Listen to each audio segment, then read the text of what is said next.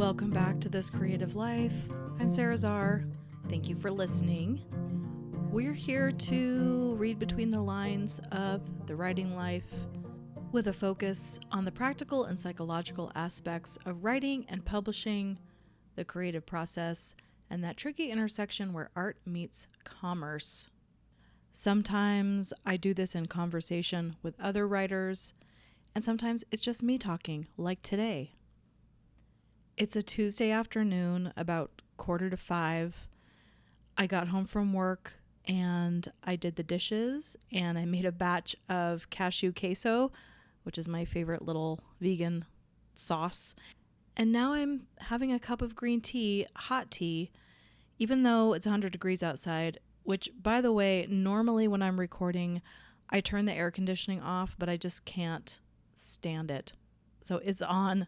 So if you hear any rumbling in the background, that is my air conditioner.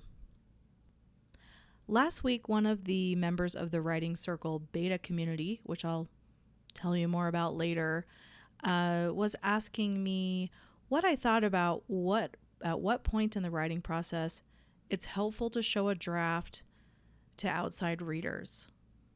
This particular writer said they usually only show work at a much later stage when a draft is near final, but wondering if maybe there are some advantages to showing rougher work and integrating that feedback earlier in the process.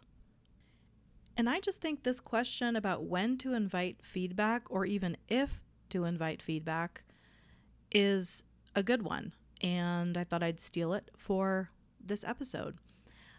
I'll lead off by saying there's not a right answer.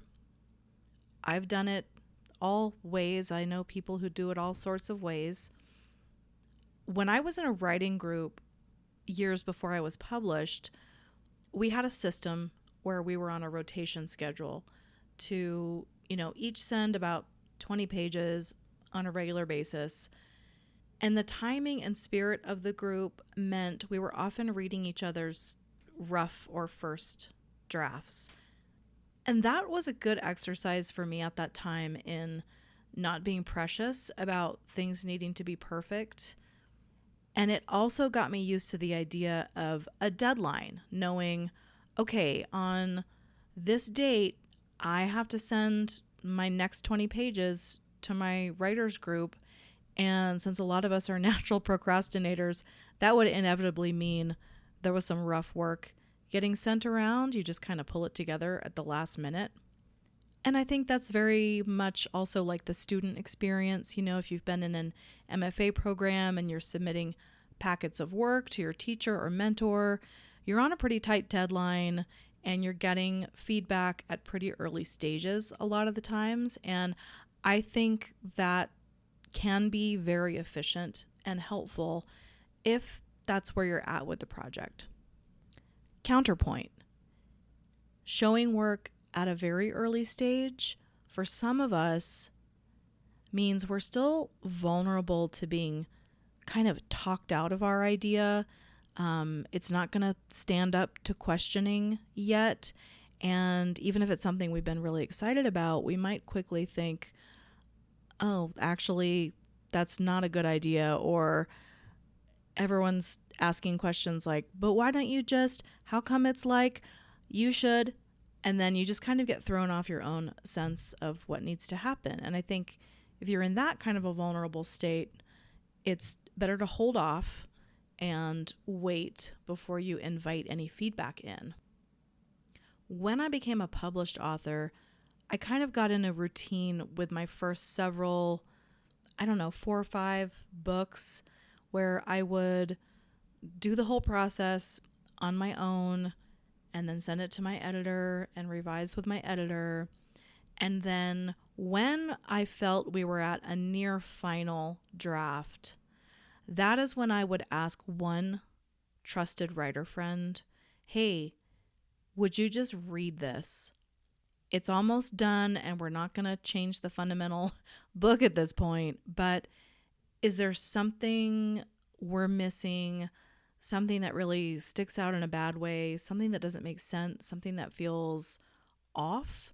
And that's scary because if the answer is, yeah, there's some stuff that feels off, you have to address that, and it creates more work and lengthens the process. But I would rather have a close writer friend, someone with experience whose work I respect, kind of be that person to point out any glaring flaws that my editor and I had missed, than have it be published with those glaring flaws.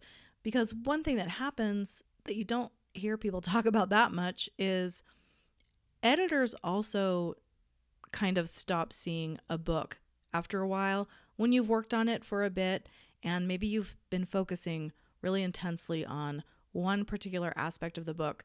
Editors also kind of stop seeing the book in some ways, and having someone who's never seen the book before, never read it, doesn't know anything about it or where it's been or how far along it's gotten, just read it like a reader and say, this is great, this part doesn't make sense, I was confused about X, and then you still have time to address that. I know some published authors have long-term and very regular critique partners or writing groups where they're just consistently exchanging work, getting that feedback at all points in the process, kind of doing that writer's group or workshop model all through the process. Personally, that's not for me, because I am one of those people that I talked about at the beginning who, in a vulnerable early stage of the book, I can lose my confidence in what I'm doing if it's under too much scrutiny. I think there's people walking on my roof now. I live in a condo and I think they're fixing something up there. I hear footsteps overhead.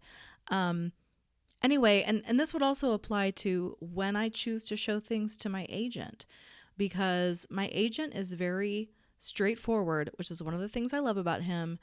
He doesn't give empty praise or act excited about things he's not excited about.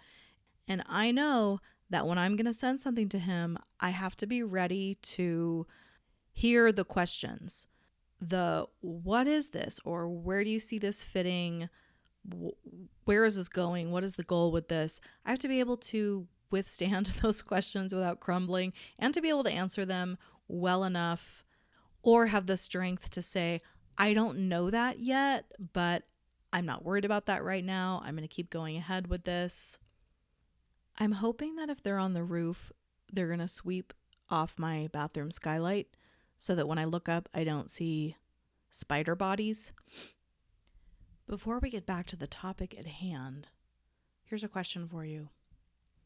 What if there was one place where a developing writer could find opportunities for community with other writers in moderated chat threads on craft, process, the business, the daily practice, attend casual publishing-related Q&As or AMAs with industry guests on things like queries and proposals, agents, current publishing landscape, a particular book, contribute to a wish list of future content and features, take the initiative in planning regional events, creating local writing groups, or organizing retreats in your area through region-based threads, and find a schedule of synchronous one-off classes on various craft topics, find facilitated workshops made up of writers at a similar level to get feedback on works in progress, and also find vetted asynchronous courses about specific craft things, find vetted services like freelance editors, teachers, consultants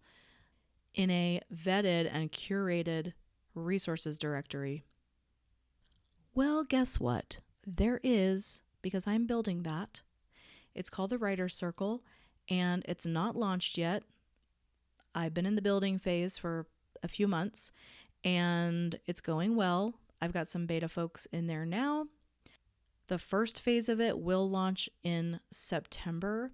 And if you'd like to get on a mailing list to find out more about that and how to sign up and all that stuff, you can go to the information about this episode in whatever podcast app you're using, look at the episode info, and find the link that says Writer Circle waiting list or Writer Circle mailing list. I forget what I called it.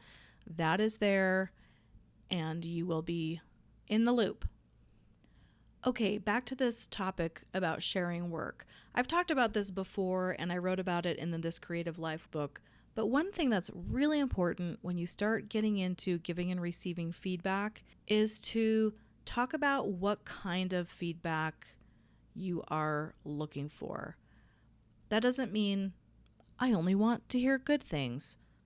I mean, it could mean that. If you have a writing group or critique partners or anything like that, the idea should be letting the other person know how long you've been working on this project and where you are at with it. You know, is this a first draft? Is this a 10th draft?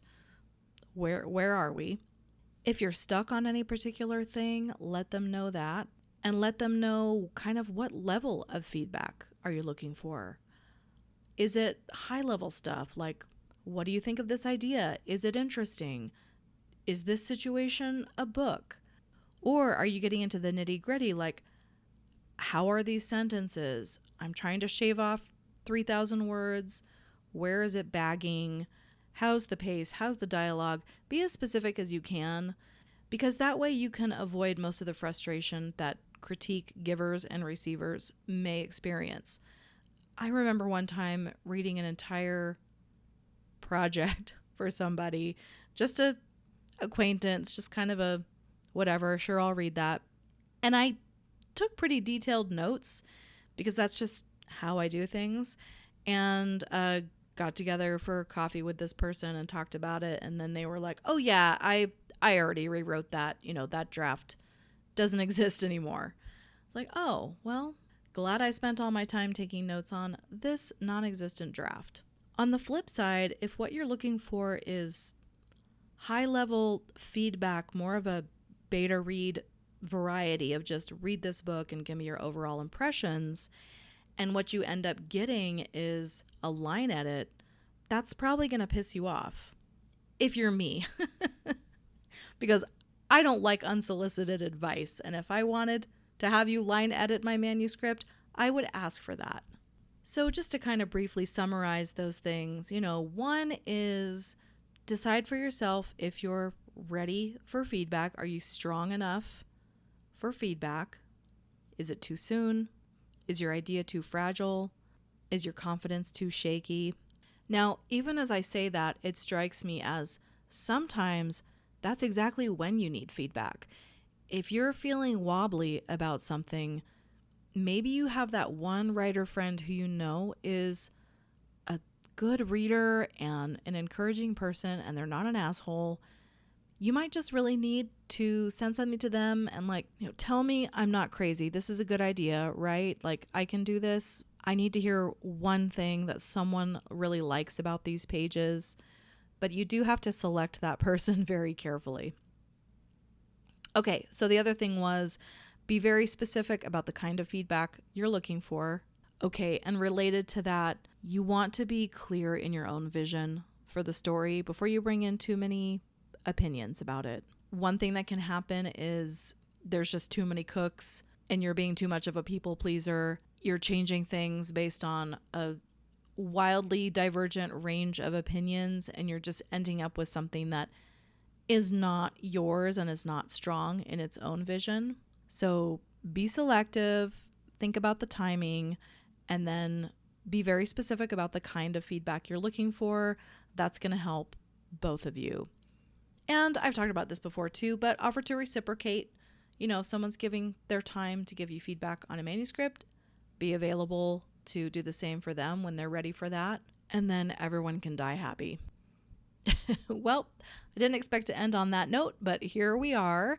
And I'm almost done with my tea and going to move on with my evening. I know we're only 4 episodes into This Creative Life 3.0, but if you're liking what's happening, you can leave a review at iTunes. It's very helpful. Subscribe in your podcast app. Tell a friend who you think might like it. I appreciate that, and I appreciate you. Until next time, take care. I'm glad you're here.